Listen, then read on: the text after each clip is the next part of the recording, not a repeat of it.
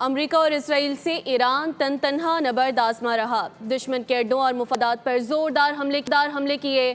پاسداران انقلاب نے تازہ کارروائیوں میں 500 امریکی فوجی ہلاک اور ایک F-16 طیارہ مار گرانے کا دعویٰ کیا۔ سعودی عرب میں امریکی ایئر بیس پر جاسوس طیارہ تباہ کر دیا، جس کی تصدیق بھی کر دی گئی۔ دوسری جانب ایران نے ایٹمی عدم پھیلاؤ کے معاہدے سے علیحدہ ہونے پر غور شروع کر دیا ہے۔ ساتھ یہ اعلان بھی کر دیا کہ اب خطے میں امریکی اور اسرائیلی یونیورسٹیز کو ہدف بنائیں گے۔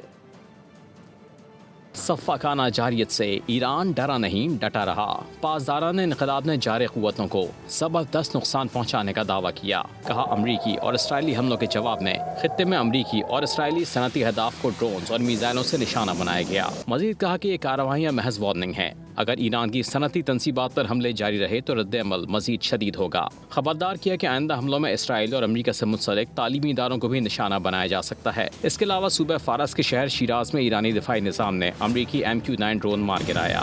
جنوبی ایران میں امریکی F-16 کو مار گرانے کا دعویٰ بھی کیا گیا۔ دوسری جانب سعودی عرب کے پرنس سلطان ایئر بیس پر ایرانی میزائل حملے میں امریکی سرویلنس طیارہ تباہ ہونے کا دعویٰ کیا گیا۔ رپورٹس کے مطابق E-3 airborne warning and control system طیارے کی تباہی کی تصاویر بھی سامنے آئی ہیں۔ دفاعی ماہرین کے مطابق اس نوعیت کے طیارے جنگی صورتحال میں انتہائی اہم کردار ادا کرتے ہیں اور ان کی تباہی سے خلیج فارس میں نگرانی کا نظام متاثر ہو سکتا ہے۔ کویت پر داغے گئے ڈرونز ایئرپورٹ پر جا گرے، جس کے نتیجے میں شدید آگ بھڑک اٹھی۔